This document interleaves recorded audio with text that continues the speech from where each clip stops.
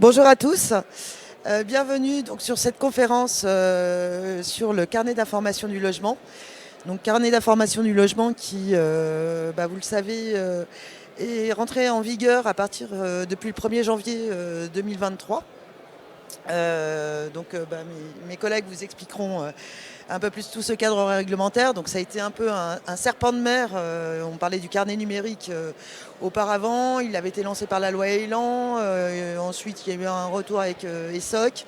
Et puis, il avait été remis avec la loi Climat et Résilience. Et enfin, les décrets d'application sont sortis. Donc, juste limite le 27 décembre pour une application au 1er janvier. Et donc, on a trouvé intéressant de vous faire justement cette petite conférence sur à la fois le contexte juridique, à qui s'applique, pour qui est valable ce carnet d'information du logement, quelles sont les contraintes qui vont avec, ce qu'il doit contenir. Et puis, depuis plusieurs années maintenant, EDF avait travaillé sur le développement de ce carnet à la base numérique, puis d'information. Et donc, on a une offre aujourd'hui qui est efficiente et que vous pouvez utiliser pour vos futures, soit vos constructions en cours, soit les rénovations en cours. Je vais laisser mes deux collègues vous présenter ça. Donc avec Gilles Guillon et Pascal Rioual qui vont vous faire l'explication et du contexte et du détail du produit. Merci Nathalie. Bonjour à toutes et bonjour à tous. Donc, je suis Gilles Guyon, il est Pascal Rioual. Nous sommes deux chargés de mission à EDF et nous allons évidemment vous parler du carnet d'information du logement. Donc, le carnet d'information du logement, qu'est-ce que c'est ? Eh bien, c'est un dispositif qui a été rendu obligatoire par la loi Climat et Résilience et en particulier l'article 167. Donc, loi qui a été votée le 20 août 2021 et promulguée le 24 août 2021. Et comme le disait Nathalie, le décret d'application et l'arrêté ont été publiés le 27 décembre dernier pendant la trêve des confiseurs. Alors ce dispositif et ce carnet d'information du logement, il sert tout simplement à faciliter et à accompagner les travaux d'amélioration de la performance énergétique du logement. Ainsi, et c'est précisé comme cela dans le texte de loi, ainsi que l'installation d'équipements de contrôle et de gestion active de l'énergie. Alors, quels sont les logements qui sont concernés ? Eh bien, tous les logements destinés à l'habitation sont concernés par ce carnet d'information du logement à partir du 1er janvier 2023, que ce soit lors de la construction ou lors de travaux de rénovation, avec une incidence significative sur la performance énergétique du dit logement. Donc ça, c'est un élément vraiment très structurant de la loi qui a été promulguée en août dernier avec le décret d'application du mois de décembre. Les éléments déclenchants, donc pour les bâtiments qui sont neufs, eh bien, c'est la demande de permis de construire ou la déclaration préalable. Donc ceci, évidemment, à partir du 1er janvier. Pour la rénovation, eh bien, c'est la même chose que pour le neuf, lorsqu'il y a demande de permis ou déclaration préalable, ou tout simplement lorsqu'il y a début des travaux, toujours pareil, à compter du 1er janvier 2023. Et un autre élément qui est important à prendre en considération, c'est que le carnet d'information du logement est également obligatoire au moment de la vente, donc de la mutation, lorsqu'il y a la vente d'un bien. Et le notaire s'assure lors de la signature de l'acte authentique eh bien, que l'acquéreur dispose d'un CIL et que donc le futur acquéreur obtient ce carnet d'information du logement provenant du propriétaire précédent. Alors en termes de modalités, comment ça se passe ? Celui qui est responsable de la création et de la mise à jour du carnet d'information du logement, eh bien, c'est le propriétaire du logement. Évidemment, selon les process et le cas que l'on considère, que ce soit des travaux, que ce soit en construction ou en rénovation, ou que ce soit en vente, le process est légèrement différent.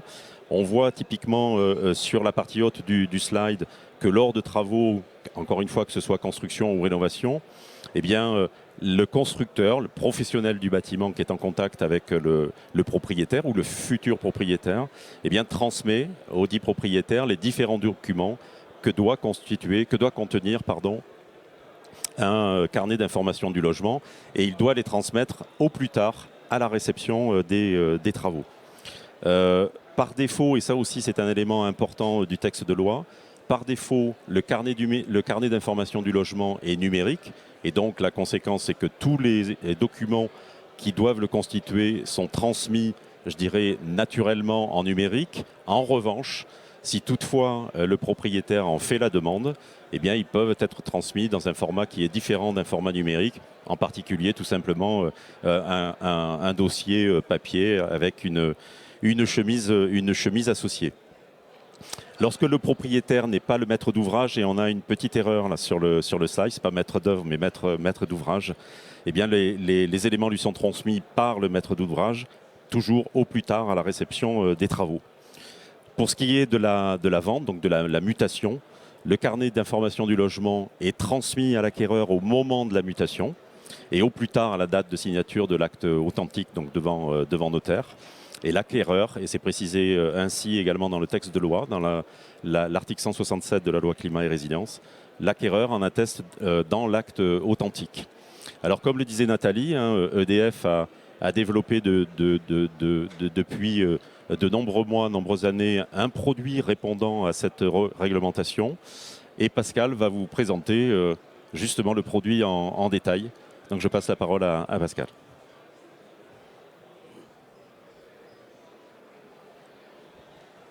Bonjour. Donc, c'est un produit qui s'adresse aux professionnels du logement. Donc, le produit qu'on propose s'adresse aux professionnels du logement. Donc, ce qu'on a conçu initialement, c'est une interface pour le professionnel du logement. Quand je dis professionnel du logement, je pense bien sûr promoteurs qui vont être concernés, aux artisans qui font de la rénovation, mais aussi les bureaux d'études thermiques, mais aussi les bailleurs sociaux. Tous les acteurs du secteur du logement peuvent potentiellement apporter un CIL auprès du particulier. Les certificateurs aussi, et j'ai vu Florence de Promotélec Service.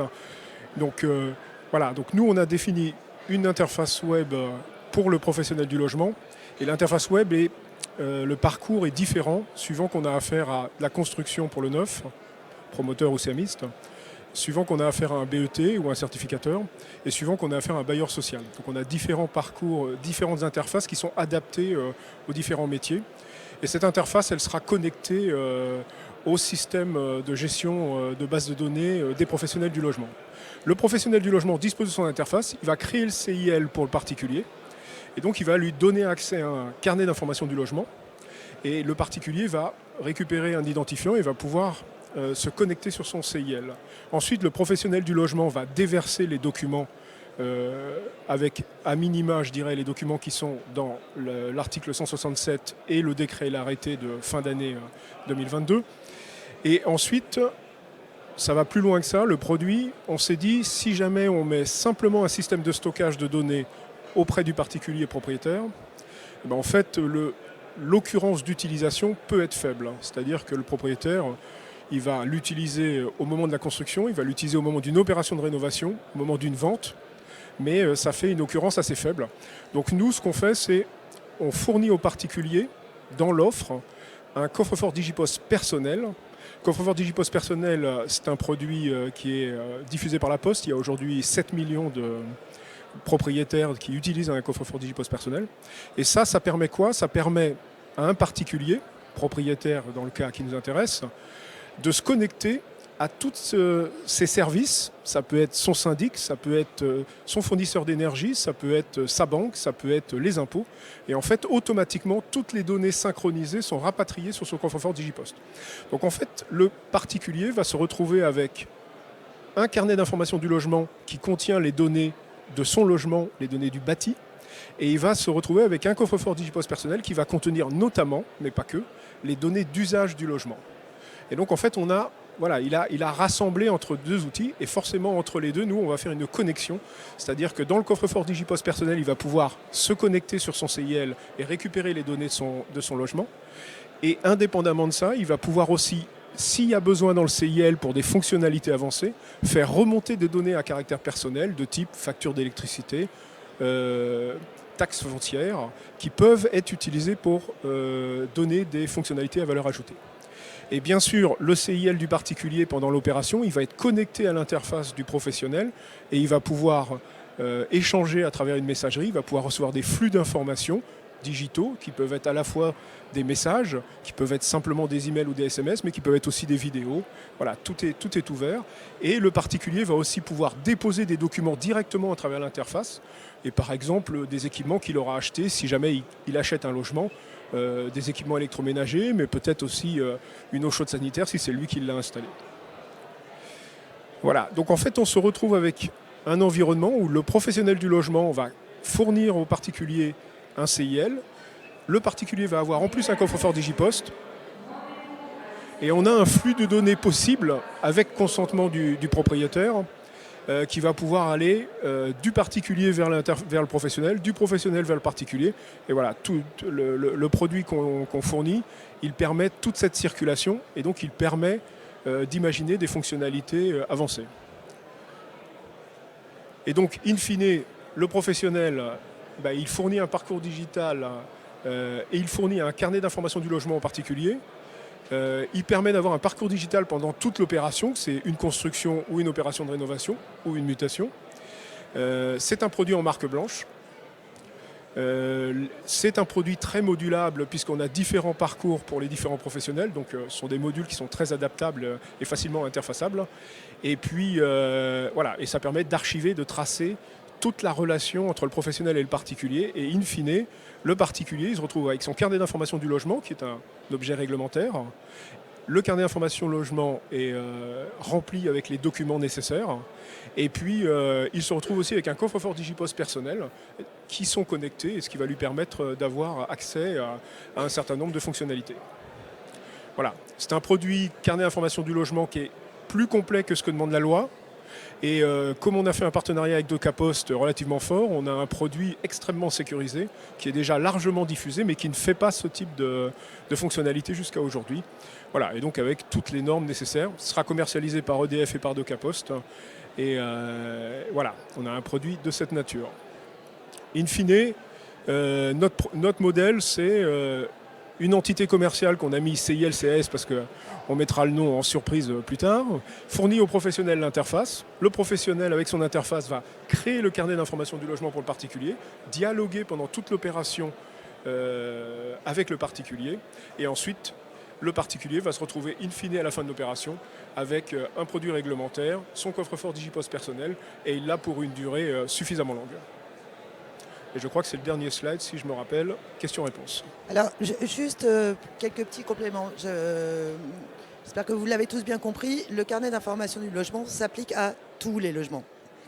Donc, in fine, vous en aurez besoin dans les mutations. Donc, c'est valable pour les bailleurs sociaux comme les particuliers, comme les copropriétaires. Donc, tous les logements vont devoir en être équipés, in fine, puisque ce sera indispensable dans le cadre des mutations, comme c'est dit dans la loi. Donc, petit à petit, il faudra mettre dedans. Les fonctionnalités, là, c'est principalement au niveau des logements neufs où est mise l'imposition logement neuf et logements faisant l'objet de travaux à partir du 1er janvier 2023, de travaux de rénovation. Derrière, vous pouvez constater qu'on peut aller plus loin et qu'il y a des chances que ça aille plus loin avec notamment l'intégration des contrats de maintenance, c'est-à-dire les obligations réglementaires qui finalement ne sont pas forcément suivies. L'intérêt de pouvoir avoir cette interface de communication aussi, c'est par exemple d'avoir un rappel, attention, vous avez tel type d'équipement, votre contrat de maintenance, ça fait 2 ans que vous ne l'avez pas fait, vous êtes hors la loi et vous risquez d'avoir un problème à la revente. Voilà, donc ce sera une simplification. L'autre point à bien avoir en tête, c'est que c'est la facilitation qui est faite par le dispositif de ce coffre-fort numérique, puisque finalement c'est un dossier que vous avez dans votre coffre-fort et que vous pouvez facilement passer dans un autre coffre-fort aussi facilement que vous l'auriez fait en papier, sauf que ça vous fait moins de manipulation.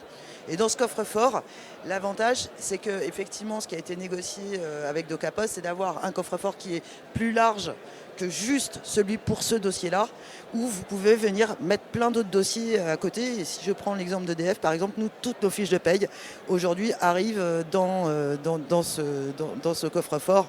Et vous pouvez y mettre vos papiers bancaires, vous pouvez y mettre... Donc, vous pouvez avoir plusieurs dossiers et vous garderez quand même, du coup, le propriétaire a l'avantage de pouvoir utiliser plus largement ce coffre-fort. Tu veux mettre une modulation? Non, je pense que l'objet, c'est pas d'y mettre les feuilles de salaire, même si c'est quelque chose qui est possible. Non, mais oui, mais ça fait partie. C'est un petit bonus. Donc autant parler D'accord. des petits bonus aussi. Donc voilà. Mais c'est surtout cette possibilité d'avoir ce dossier qui est indépendant et qui pourra facilement être transférable, ce qui facilitera aussi les actions au niveau notarial et en passant sur un autre coffre-fort qui pourra être ouvert en cas de mutation. Donc, si vous avez des questions, évidemment, n'hésitez pas, on est à votre disposition.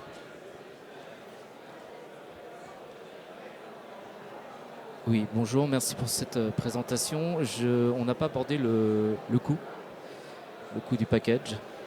Par qui est-il supporté au point de vue fournisseur, Infini acquéreur? Le coût du package, comme c'est une commercialisation en B2B, je pense qu'on n'est pas très différent de nos concurrents sur le marché. Et en fait, c'est le professionnel. Nous, on vend aux professionnels du logement l'interface qui lui permet de créer des CIL. Et à chaque CIL créé, il y a une facturation au CIL. Et après, ça dépend du volume.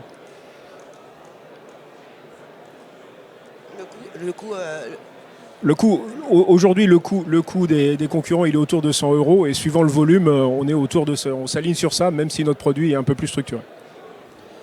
Et c'est 100 € pour une durée, parce que vous disposez du carnet pendant 10 ans, enfin du coffre-fort pendant 10 ans pour le propriétaire.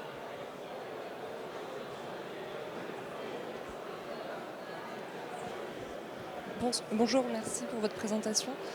Une question, est-ce que ce carnet d'information du logement, il peut être tout simplement un dossier sur un ordinateur personnel ou il faut forcément passer par une version payante numérique développée par une structure comme EDF? Non, vous avez complètement raison. Il y a même une version simple. C'est si le propriétaire demande à ce que ce soit papier, ça peut être papier. Donc c'est tout à fait. Après, c'est la question de la digitalisation apporte un certain nombre de choses, notamment une baisse des coûts dans la gestion des dossiers. Donc c'est à regarder. Mais vous avez raison. Si jamais le promoteur veut envoyer un dossier papier et que le propriétaire le demande, il fait une pochette, il met CIL. Ou alors tout simplement envoyer les documents par mail au propriétaire. Ça pourrait être aussi ça. Tout à fait. Après, le propriétaire a quand même la responsabilité de gérer la somme des documents dans la vie du CIL, ce qui est quelque chose qui peut paraître assez simple. Mais après, je vous renverrai sur comment vous gérez vos actes de propriété, vos factures d'usage et dans combien de classeurs vous avez sur une étagère. Et donc, un outil qui peut être accompagneur, et on parle d'un prix de 10 € par an, moins d'1 € par mois, ça peut avoir du sens. Merci pour votre réponse. J'avais également une question du coup par rapport au CIL là.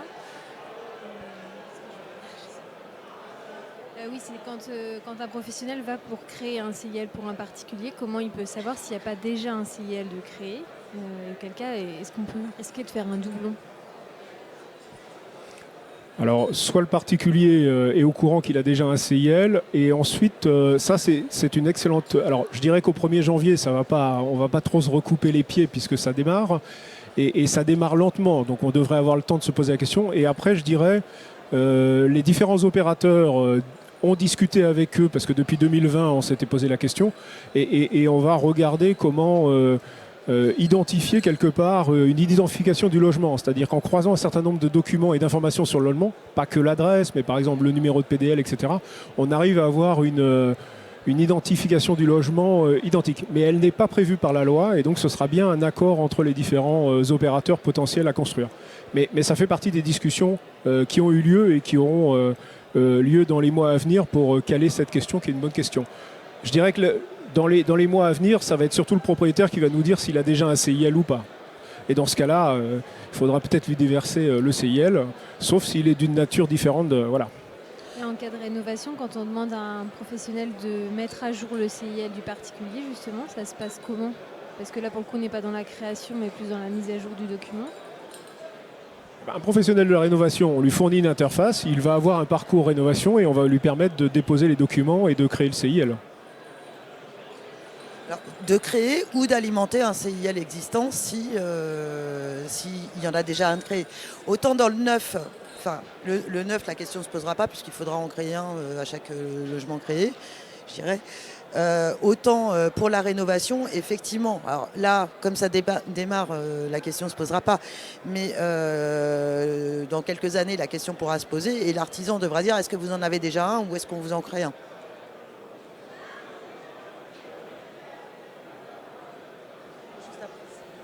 Oui, bonjour. J'avais une question, c'était par rapport aux critères obligatoires pour les rénovations. C'est à partir du moment où il y a un impact significatif sur la performance énergétique et comment ça se caractérise du coup cet Alors c'est impact significatif. En fait, la loi, enfin, le décret précise en fait les différents matériaux qui justement ont cet impact significatif sur la performance énergétique du logement. Et donc, évidemment, on retrouve quasiment tous les gestes de rénovation hein, dans le décret.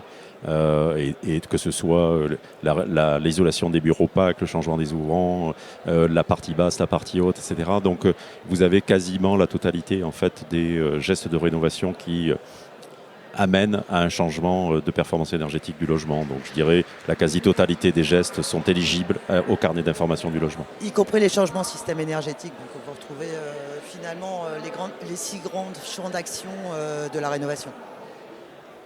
Merci.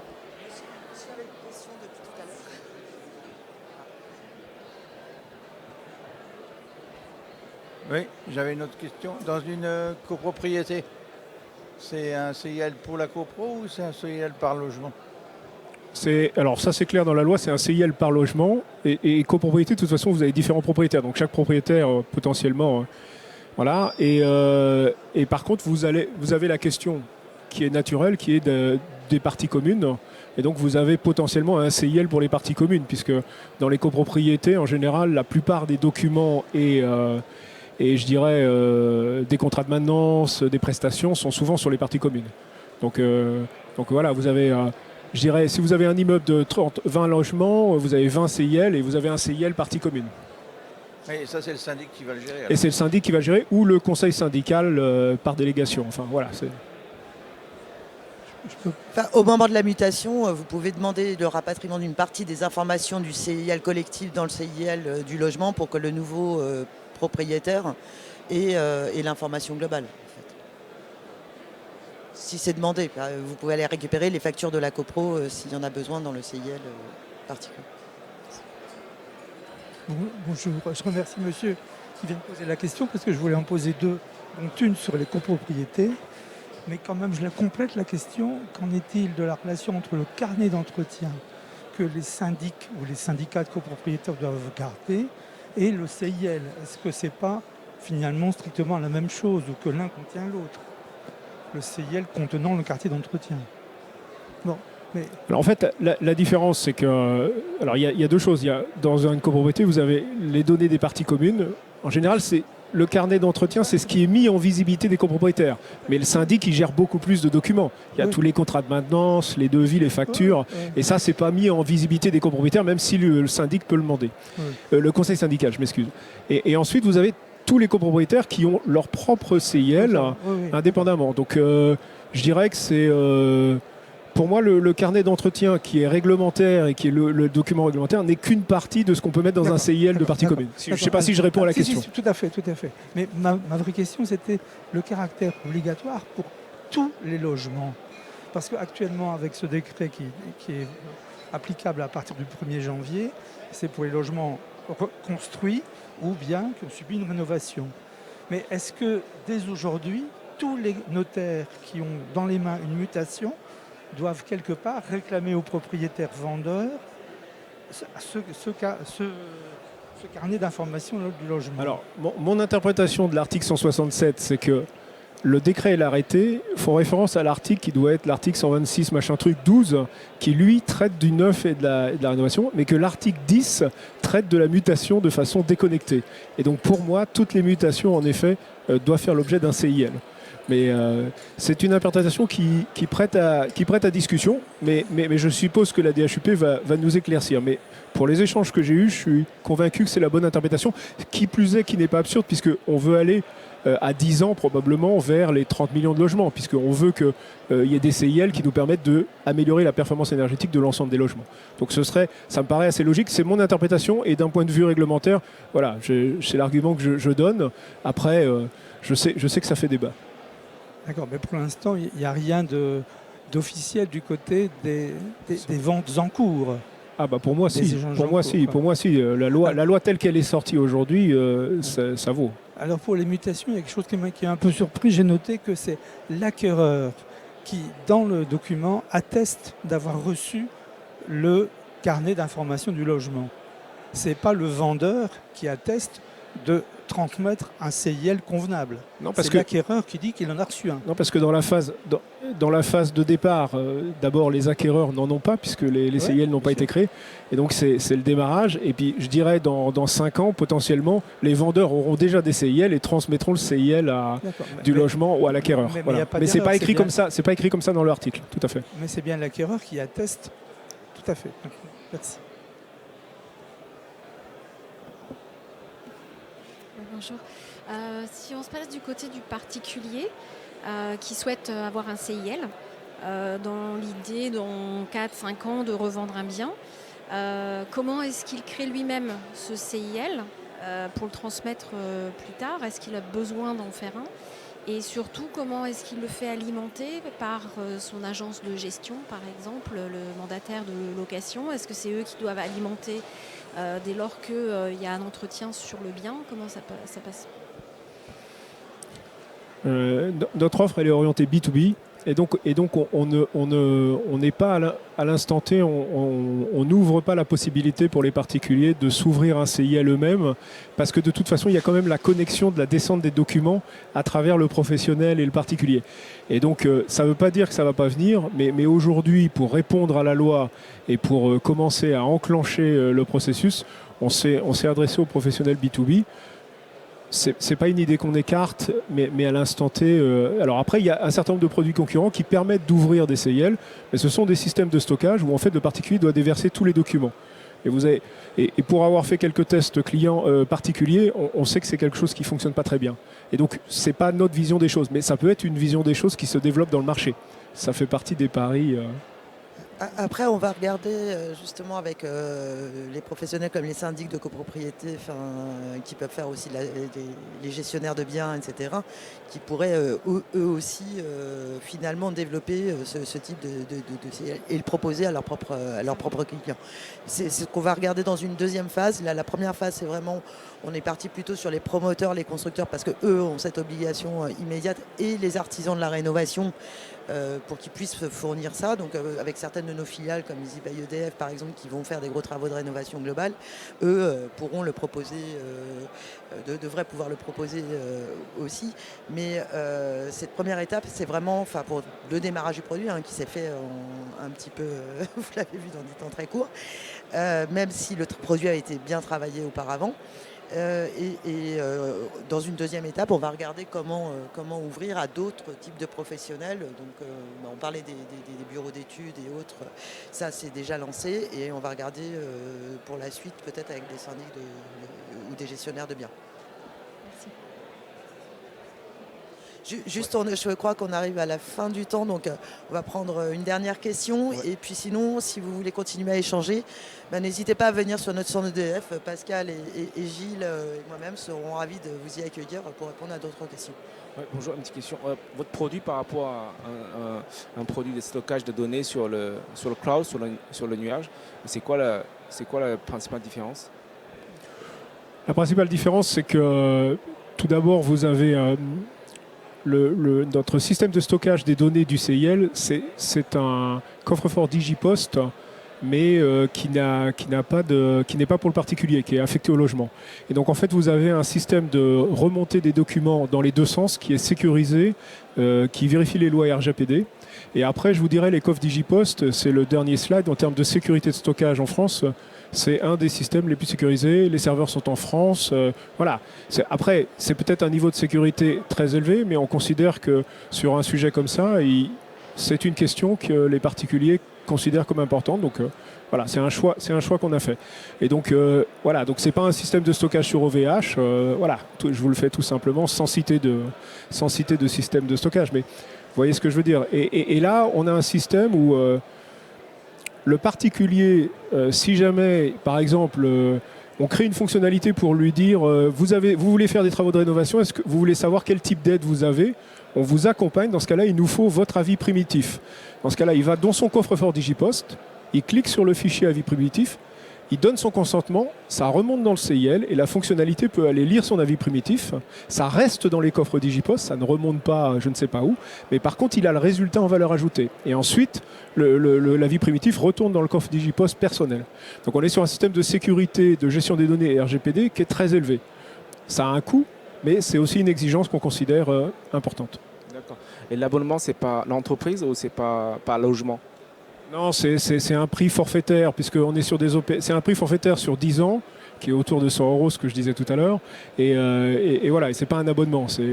Il est créé le CIL et le particulier là pour 10 ans. Et donc ça fait quelque chose comme moins d'1 € par mois, si vous voulez. Mais c'est pas logement? C'est par logement, oui, tout à fait. Et ça dépend du volume, bien entendu. Vous avez compris. Merci. Merci à toutes et à tous. Merci.